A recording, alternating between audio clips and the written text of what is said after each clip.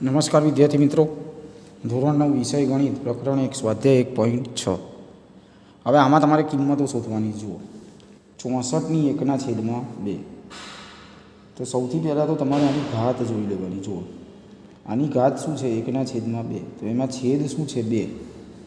તો જો છેદ 2 હોય તો અહીંયા તમારે 64 છે બરાબર, એની અહીંયા 2 ઘાત લાવવી પડે. ઓકે, તો 64 એવી કઈ સંખ્યા છે કે જેનો વર્ગ 64 થાય, એ તમારે વિચારવાનું, તો જ 2 ઘાત આવશે. તો 64 એટલે 8ની કેટલી ઘાત? 2 ઘાત. થઈ ગયું. આ ઘાતનો અંદર બાર શું થાય? ગુણાકાર. આ બંનેનો ગુણાકાર, 2 2 ઉડી ગયા. 8ની કેટલી ઘાત? 1. 8ની 1 ઘાત એટલે આન્સર શું આવે? 8. ક્લિયર અહીંયા? ઓકે, ફરીથી જુઓ, 64 એટલે 8ની કેટલી ઘાત? 2 ઘાત ગુણ્યા 1/2. 2 2 ઉડી ગયા. 8ની 1 ઘાત તો કેટલા થાય? 8. ચલો એના પછી 32ની 1/5 ઘાત છે. જુઓ, તો છેદમાં શું આવે? 5. ધ્યાન રાખજો, છેદને જ તમારે ખાસ ધ્યાન રાખવાનું છે. છેદમાં શું આવે છે? 5. તો કોની 5 ઘાત 32 થાય? કોની 5 ઘાત 32 થાય? તો 2ની 5 ઘાત કરો તો 32 થાય. ઓકે, જુઓ, કરી જુઓ. 2 ગુણ્યા 2 ગુણ્યા 2 ગુણ્યા 2 ગુણ્યા 2. 2 દુ 4 દુ 8 દુ 16 દુ 32. તો 2ની 5 ઘાત કેટલી થાય? 32. તો 2ની 5 અને 12 1/5. ઘાતનો અંદર બાર શું થાય? ગુણાકાર. તો 5 ગુણ્યા 1/5. 5 5 ઉડી જાય. 2ની 1 ઘાત.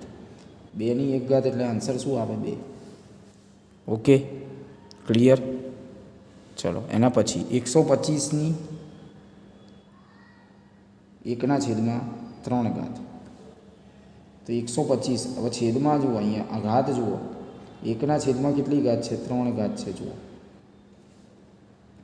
તો આનો અર્થ શું થાય કે તમારે અહીંયા 3 ઘાત લાવવાની છે. કોની 3 ઘાત? 125 થાય. તો 5ની 3 ઘાત કરો. જુઓ, 5 ગુણ્યા 5 ગુણ્યા 5. તો જવાબ આવે 125. ઓકે, તો અહીંયા પણ તમારે શું કરવું પડશે? 5ની 3 ઘાત અને અહીંયા 1/3.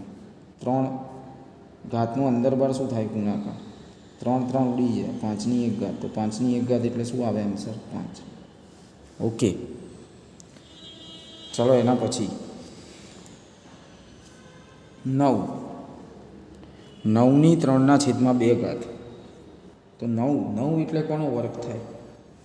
અહીંયા 2 ઘાત છે, તો કોનો વર્ગ? અહીંયા તમારે 2 ઘાત લાવવી પડે. જો, તો કોનો વર્ગ 9 થાય? તો 3નો વર્ગ. અહીંયા તમે આને ઘાતની અંદર બાર ગુણાકાર, 2 2 ઉડી જાય. 3ની 3 ઘાત એટલે 3 ગુણ્યા 3 ગુણ્યા 3. 3ની 3 ઘાત કરો તો શું આવે? જવાબ 27. ઓકે, ચલો એના પછી 32ની 2/5. તો છેદમાં શું આવી? 5. તો કોની 5 ઘાત 32 થાય? તો 2ની 5 ઘાત. 5 ઘાતનો અંદર બાર ગુણાકાર, 5 5 ઉડી જાય. 2ની 3 ઘાત એટલે કેટલા થાય? 8. એના પછી 16ની 3/4. ઓકે, તો કોની 4 ઘાત 16 થાય? તો 2ની 4 ઘાત.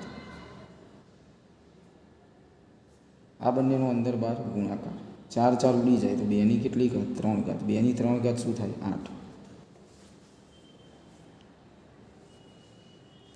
એના પછી ચોથો દાખલો 125, એની -1/3 ઘાત.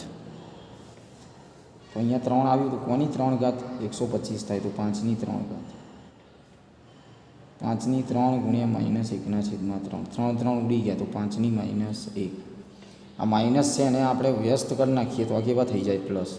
તો 5ની -1, તો એનું ઊંધું કરો તો 1/5. બરાબર. તો આવા દાખલા તમારે આવી શકે એક્ઝામમાં પણ. 1 માર્ક્સમાં પૂછાશે આ દાખલા. બરાબર, કોઈ 2 માર્ક્સમાં પૂછાશે નહીં. ચલો હવે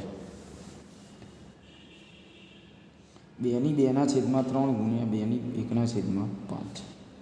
હવે વિદ્યાર્થી મિત્રો, તમે આગળના ધોરણમાં ભણી ગયા છો કે કોઈ પણ બે સંખ્યાઓ હોય એમનો આધાર કેવો હોય, આને આધાર કહેવાય. આ આધાર સરખો હોય અને જો ગુણાકાર હોય તો ઘાતનો શું થાય? સરવાળો. એટલે કે એની એમ ગુણ્યા એની એન, તો એની એમ પ્લસ એન. બરાબર. તો અહીંયા પણ એવું જ છે. જો આ બંનેનો આધાર કેવો છે? સરખો. અહીંયા 2, અહીંયા 2. વચ્ચે શું છે? ગુણાકાર. તો આ બંનેનો ઘાતનો શું થાય? સરવાળો. હવે આ બંનેનો તમારે સરવાળો કરવાનો છે. હવે તમે આગળના ધોરણમાં શીખી ગયા છો 2ની 3 ઘાત વત્તા 1ની 5 ઘાત. તો આ અપૂર્ણાંકના સરવાળા કરવા હોય કે બાદબાકી કરવી હોય તો 3 અને 5નો શું શોધવું પડે? લસા. 3 અને 5નો લસા શું થાય? 15. હવે અહીંયા તમારે 15 લાવવા હોય તો 5 વડે ગુણવાના. તો અહીંયા પણ 5 વડે. તો 5 દુ 10. અહીંયા 3 વડે, તો અહીંયા પણ 3 વડે. તો 3 એકા 3 થાય આવું. ઓકે. તો એ જ રીતે આનું સાદુરૂપ કરો. 3 પંચા 15. અહીંયા કેટલા વડે ગુણ્યા? 5 વડે. તો અહીંયા 5 વડે. તો 5 દુ 10. અહીંયા 3 વડે. તો અહીંયા 3 વડે. તો 3 એકા 3. 10 વત્તા 3 તો 13/15.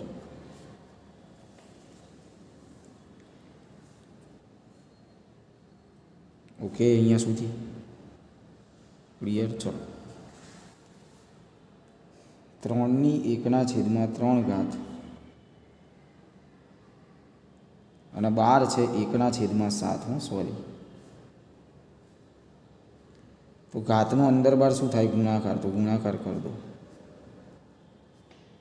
1 એકા 1 અને 3 સિત્તા 21. તો 3ની 1/21 ઘાત. હવે અહીંયા જુઓ ત્રીજો દાખલો. આ બંનેમાં આધાર કેવો છે? જુઓ, સરખો. અને વચ્ચે ઘાતમાં શું છે? ભાગાકાર. તો ઘાતની બાદબાકી થાય. 1/2 માઇનસ 1/4. હવે બાદબાકી કરો. 2 ભાગ્યા 2 અને 4નો લસા 4. અહીંયા 2 વડે ગુણો તો અહીંયા 2 વડે. 2 એકા 2. અહીંયા 4 એકા 4. તો 1 વડે. 1 એકા 1. 2 માઇનસ 1 છેદમાં 4. 2 એકા 2માંથી 1 જાય તો 1/4.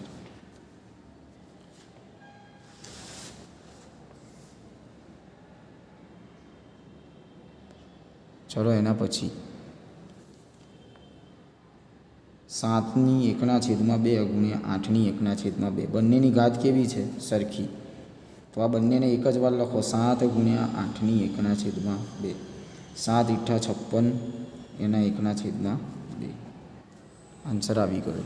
બરાબર છે? ઓકે. તો આ રીતે આપણું સ્વાધ્યાય 1.6 પણ અહીંયા પૂરું થઈ જાય છે. બરાબર છે? ઓકે.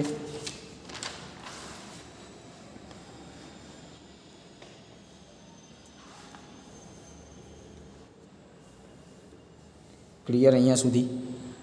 હવે આપણે ખાલી આ ચેપ્ટરમાં સંખ્યા રેખાઓ બાકી હશે. બરાબર છે? ક્લિયર? તો જે સંખ્યા રેખાઓ છે, બરાબર, એની થોડી વાત કરી લઈએ.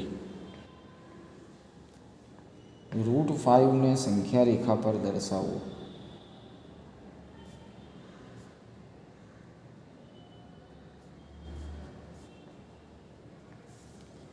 સૌથી પહેલાં તમારે શું કરવાનું? √5ની જગ્યાએ 5 લઈ લેવાનું. 5 એટલે 1 વત્તા 4. આનો વર્ગ કરો. કોનો વર્ગ 1 થાય? તો 1નો વર્ગ. કોનો વર્ગ 4 થાય? તો 2નો વર્ગ. અહીંયા તો કોનો વર્ગ 5 થાય? તો કોઈનો ના થાય. તો અહીંયા √5નો વર્ગ. અહીંયા 1 છે, અહીંયા 2 છે. આનો અર્થ શું થયો? કે આડી લાઈન 2 એકમની લેવાની અને ઊભી લાઈન 1 એકમની લેવાની અને 1 એકમ બરાબર 2 સેમી લેવાની. ઓકે. હવે અત્યારે તો હું મારે સ્કેલ વગર દોરું છું. તમારે સ્કેલથી પહેલાં તો એક રેખા દોરી દેવાની. અહીંયા એક બિંદુ આપી દેવાનું એ. હવે આડી લાઈન તમારે કેટલા એકમની લેવાની? 2 એકમની. 1 એકમ બરાબર 2 સેમી, તો 2 એકમ બરાબર કેટલા થાય? 4 સેમી. તો આડી લાઈન તમારે કેટલાની લેવાની? 4 સેમીની. થઈ ગયું, આ આડી લાઈન લઈ લીધી. પછી ઊભી લાઈન અહીંયાથી દોરવાની. એ કેટલા એકમની દોરવાની? 1 એકમની. તો ઊભી લાઈન તમારે 1 એકમ.